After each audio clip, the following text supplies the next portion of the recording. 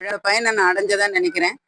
1983ல் மகா ஸ்கந்த சஷ்டி சஷ்டி அன்னைக்கு 36 தரம் சஷ்டி சொல்லி வழிபாட முடித்தேன். அன்னைக்கு ராத்திரிலேருந்து ஒரு கனவு. முருகன் என் கனவுல வருவார், ஒரு செங்கல் எடுத்து கொடுப்பார். அப்போ என் பொண்ணை நான் முதல் கர்ப்பம் 24 வயசு எனக்கு கர்ப்பமாக இருந்தேன். இதே கனவு தொடர்ச்சியாக வந்துட்டு இருந்தது இந்த சஷ்டி ஆரம்பிச்சதுலேருந்து. அந்த சமயத்துல எங்க அப்பா மடிப்பாக்கத்துல குமாரபவனம் கிருஷ்ணமூர்த்தி கோமதி அப்படின்னு எங்க அப்பா அம்மா இந்த கோவில் கட்டுறது, ஐயப்பன் கோவில் எல்லாம் உருவாக்குறதுல பெரும் பங்கு வச்சுவா. அவர் ஜோசியரும் கூட. எங்க அப்பாவும் ஒரு சிறந்த ஜோதிட விற்பனர். அவர் தலைமையில நிறைய கும்பாபிஷேகங்கள் பண்ணியிருக்கார். குமாரபவனம் கிருஷ்ணமூர்த்தினா மடிப்பாக்கத்துல தெரியாதவாளே கிடையாது. அவரோட பொண்ணு தான் நான். அவர் இந்த மாதிரி வந்துட்டே இருக்கே அப்படின்னு சொல்லிட்டு பிரசவம் கர்ப்பிணி பொண்ணுக்கு இதே கனவு வருது. தினம் அதே கனவு தான் வரும். தொடர்ச்சியா செங்கல் எடுத்து கொடுப்பார் முருகன்.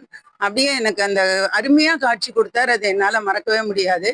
அந்த மாதிரி கனவு வந்திருக்கு. அப்பாட்ட சொன்னோடனே அவர் என்ன பண்ணார், ஐயப்பன் கோவில்ல அப்ப நம்பூதிரிகள்லாம் கோவில் கட்டிட்டு கும்பாபிஷேகம் இருந்தது. வந்திருந்த உடனே அதை போய் பிரசனம் போட்டு பார்த்தா. பிரசனம் போட்டு பார்த்ததுல முருகன் கோவில் கட்டணும்னு உத்தரவாயிருக்கு அப்படின்னு பிரசனத்துல வந்தது. எந்த திக்குல கட்டணும், எப்படி கட்டணுங்கிறது கூட அதுல காமிச்சு கொடுத்தது. ஸோ அந்த பிரசனம் போட்டு அந்த கோவில் கட்டணும்னு இந்த தகவல் அன்னிலேருந்து அந்த கனவு நின்று போயிடுது. கனவு வரதில்லை, வேற கனவு தான் வந்தது. அதுக்கப்புறம் என்னோட பிரசவங்கள் இதெல்லாம் முடிய விட்டு 83லேருந்தே இதுக்கு எத்தங்கூட்ட ஆரம்பிச்சிட்டார். 84லேயும் பிரசவம் ஆச்சு.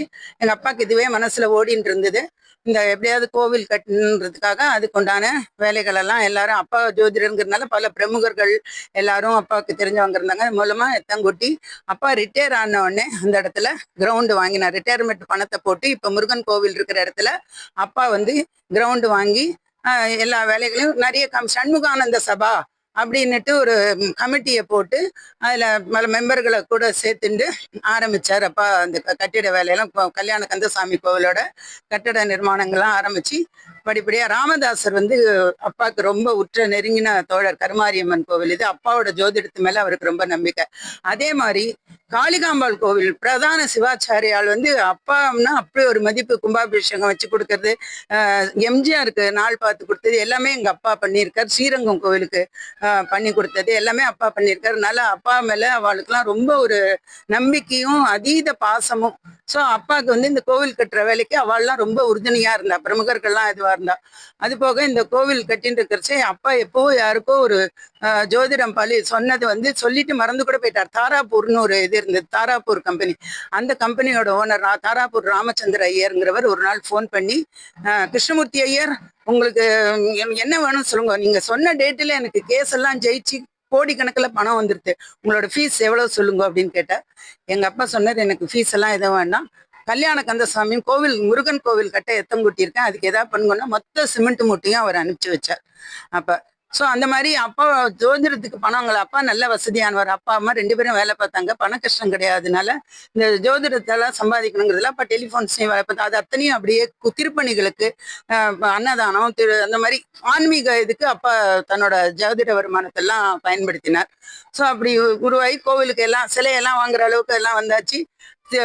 முருகர் சிலை இந்த இதெல்லாம் கொண்டு போயிடுச்சு. பிள்ளையார் சிலை ரெடியா இருக்கு அப்படின்னு சொன்னோடனே பிள்ளையார் சிலையை வாங்குறதுக்கு மகாபலிபுரம் போறாரப்பா. நிறைய நிறைய பணம் கட்டிட்டு எல்லாம் போறார். பணத்தெல்லாம் வாங்கிட்டு வரைச்சு அங்க திருட்டு பையங்கெல்லாம் இப்போ வனாந்திரமா இருந்தது, எதுவுமே இல்லை. இவங்கெல்லாம் சிலைக்கு பணம் எடுத்துட்டு வந்திருக்காங்க. தெரிஞ்சிருந்து திருடர்கள் வராங்க. அப்பா உடனே கார்ல ஏறி டிக்கியில அவசரமா சுவாமிய டிக்கியில போட்டுட்டு என்ன பண்றார், நீ அவசரமா விடு அப்படின்னு சொல்லிட்டு டிரைவர்கிட்ட சொன்னோடனே டிரைவர் என்ன பண்றாரு, ஃபாஸ்டா விடுறாரு. கார் எங்க நிக்கிறதுனா அடையாறுல நின்னுடுறது. அப்ப அடையாறுல நிக்கிறச்சு அங்க ப்ரொசஷன் போயின்னு இருக்கு, ஊர்வலம். என்ன ஊர்வலம் போறதுன்னா மகா பெரியவா வந்துட்டு இருக்கா. அந்த இடத்துல பெரியவா வரைச்சு அவருக்கு உண்டான இதெல்லாம் ஊர்வலத்துல யானை இதெல்லாம் போயிட்டு இருக்கா. அப்ப அந்த யானை என்ன பண்றது, ரோடு கிராஸ் பண்ணி டிக்கியில தட்டுறது. மகா பெரியவா வந்துட்டு இருக்கா பல்லக்குல, முன்னாடி யானை போயிட்டு இருக்கு, பக்தர்கள்லாம் போயிட்டு இருக்கா. யானை இந்த கார் கிட்ட டிக்கியை தட்டுறது. உடனே பெரியவா நிறுத்த சொல்லிட்டு டிக்கியில என்ன இருக்கு அப்படின்னு கேட்டு திறந்து காட்ட சொல்றா. இந்த மாதிரி கோவில் பண்றோம், கோவில் கட்டுறோம், அதுக்காக இதுவும் வாங்கிட்டு போயிட்டு இருக்கான்னு சொன்னேன். டிக்கியை திறந்து பெரியவா அந்த பிள்ளையாருக்கு இதெல்லாம் சொல்லி, இந்த பிள்ளையாருக்கு கருணை கணபதி அப்படி பிள்ளையாரே யானையே வந்து இது பண்ணி சொன்னதுனால பண்றான். உடனே அடுத்த இவர் ஜெயேந்திர சரஸ்வதி சுவாமிகள் சொல்லி அவர் வந்து எங்களுக்கு உறுதுணையா இருந்து கோவில் கும்பாபிஷேகம் எல்லாம் வந்து நடத்தி கொடுத்து எல்லாம் சிறப்பா இது பண்ணார். அப்ப அதுல இருந்து இந்த கோவில் ரொம்ப நல்லா நடந்துட்டு இருக்கு.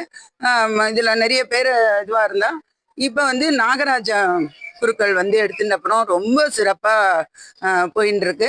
இப்ப இருக்கிற கமிட்டியும் எல்லாம் நல்லா பண்ணிட்டு இருக்கான். இப்ப இவாள்லாம் சிவாச்சாரியெல்லாம் சேர்ந்து ரொம்ப நல்லா பண்ணிட்டு இருக்கா. நாகராஜனோட தலைமையில இந்த கோவில் ரொம்ப நல்லா போயிட்டு இருக்கு. இந்த கோவில் கும்பாபிஷேகத்துக்கு உறுதுணையா இருந்த எல்லாருக்கும் என்னோட நன்றியை சொல்லிக்கிறேன். இந்த நேரத்துல இந்த கோவிலுக்கு அன்னதானத்துக்கு மிச்ச இதுக்கு எல்லாத்துக்கும் டொனேஷன் கொடுத்தவா எல்லாருக்கும் என்னோட நன்றியை தெரிவிச்சுக்கிறேன். எல்லாரும் தொடர்ந்து சப்போர்ட் பண்ணி இந்த கோவிலை கொண்டு வரணும். இந்த கோவிலுக்கு பல தனி சிறப்புகள் இருக்கு. இங்கதான் தனி செவ்வாய் சன்னதி இருக்கு. இந்த கோவில்ல திலபத்ம தானம்ன்ற ஒரு ஸ்பெஷல் 8ல செவ்வாய் இருக்கிறவங்க, 12ல செவ்வாய் இருக்கிறவங்க, 4ல செவ்வாய் இருக்கிறவங்க, அந்த மாதிரி செவ்வாய் தோஷம் செவ்வாய் நீச்சம் எல்லாம் இருக்கிறோம். தனி சன்னதி இருக்கு. திலபத்ம தானத்துல இந்த நாகராஜ குருக்கள் எக்ஸ்பர்ட். அவர் வந்து அதை பண்ணி வைப்பார். இந்த திலபத்ம தானம் பண்ணா அந்த தோஷம் நிவர்த்தி ஆகி சட்டுன்னு கல்யாணம் இதுவாயிடுறது. அதே மாதிரி கல்யாணம் நின்று போனவங்க, டைவர்ஸ் ஆனவங்க எல்லாருக்கும் அதுக்கு ஒரு வழி கிடைக்கிறது அவங்களோட. அது தவிர வீடு கட்டுறதுக்கு என்னென்ன கேட்குறாங்களோ அது நிறைவேற்றி வைக்கிறது. எனக்கே வந்து செயின் திருடு போச்சு. அவன் எது வாங்கினாலும் இந்த முருகர்கிட்ட போட்டுட்டு தான் நான் எடுத்து எனக்கு போட்டுப்பேன். அப்படியே திருடன் வந்து கையை விட்டு கையில எல்லாம் எண்ணெய் தடவின்ட்டுலாம் என்னால் பிடிக்க முடியல. 92 சித்ரா பௌர்ணமி இன்னைக்கு திருடு போச்சு. முருகன்கிட்ட போய் முருகா உன்னை நம்பி தானே எல்லாம் உனக்கு போட்டுட்டு தானே போட்டேன், இப்படி ஆச்சு அப்படின்னு சொன்னேன். அப்புறம் செப்டம்பர் 92ல போலீஸ் திருடனை பிடிச்சிட்டாங்க.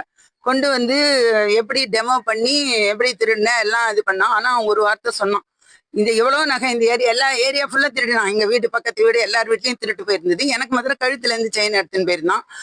அந்த மாதிரி நிறைய திருடு போயிருந்தது. அவன் சொன்னான் எல்லாத்தையும் உருக்கி இப்படி நீள நீளமா பல்பம் மாதிரி வச்சிருந்தான். இந்த செயினை எடுக்க விட்டு என்னால வேற எதுவுமே பண்ண முடியலன்னு முழுசா செயின் எனக்கு மாத்திரம் கிடைச்சது. ஸோ அந்த மாதிரி மறுபடியும் முருகன் கழுத்துல கொண்டு அதை போட்டுட்டு திரும்ப என் கழுத்துல அந்த செயின் வந்து முழுசா ஏறிட்டு, அது மாதிரி ஒரு ரொம்ப சக்தி வாய்ந்தவர். எது கேட்டாலும் அந்த வரம் கண்டிப்பா அந்த முருகன் கிட்ட கிடைச்சிரும். அது வந்து சர்வ நிச்சயம். கல்யாண கந்தசாமி இது எல்லாரும் அடிபணிஞ்சு வணங்கி அவரோட கிருபைக்கு பாத்திரமாகும்படி கேட்டுக்கொள்கிறேன். இது 3வது கும்பாபிஷேகம். முதல் கும்பாபிஷேகம் 1987 எங்க அப்பா குமாரபவனம் கிருஷ்ணமூர்த்தி தலைமையில நடைபெற்றது. நாங்கெல்லாம் இருந்து பண்ணோம். 2வது கும்பாபிஷேகத்துக்கும் எங்க அப்பா இருந்தார். அப்ப ரொம்ப வயசாயிடுத்து.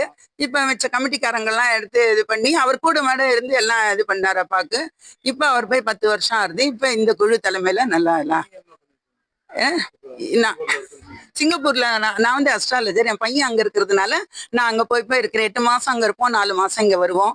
அதை தவிர கல்யாணங்கள் இந்த மாதிரி கோவில் கும்பாபிஷேகம்னா அதுக்காக வந்திருக்கேன். இப்ப அந்த மாதிரி இது பண்றேன். இந்த கோவிலுக்கு இதெல்லாம் என்னாலும் முடிஞ்ச பண்ணிக்கலாம். தினமும் எங்க வீடு அந்த கோவில் பக்கத்து வீடு தான் எங்க வீடு. அதனால காத்தால எழுந்து அந்த கோவிலை தொட்ட வீடு எங்க வீடு. கோவிலை தொட்ட வீடு எங்க வீடு. கோவில் தினமும் காத்தால எழுந்து மார்கழி மாசம் ஆகட்டும் கோவில் போய் சஷ்டி சொல்லி கோலம் போட்டு எல்லாமே என்னோட இது. அங்க எல்லாருமே கோலமாமி அப்படின்னு சொல்லுவா தெரியும். அது தவிர முருகனோட அருளால மடிப்பாக்கத்துல எலெக்ஷன்ல ஜெயிச்சு எந்த கட்சியும் இல்லாம ஜெயிச்சு தனி கவுன்சிலரா நான் 5 வருஷம் பொறுப்பா இருந்திருக்கேன். மடிப்பாக்கம் எக்ஸ் கவுன்சிலர் நானுங்கிறத பெருமையா சொல்லிக்கிறேன். இதுல என்னன்னா எந்த கட்சியும் இல்லாம சுயேட்சை வேட்பாளராக இருந்து நான் ஜெயிச்சேங்கிறது எனக்கு ஒரு பெருமை. எந்த கட்சியுமே சார்ல நம்ம எங்க அப்பா பண்ணின சேவையும் எங்களோட உண்மையான உழைப்பும் நேர்மையும் முருகனோட கருணையும் எங்களுக்கு வந்து இந்த பொறுப்பு கொடுத்து இதெல்லாம் ஒரு பொறுப்பு தான்.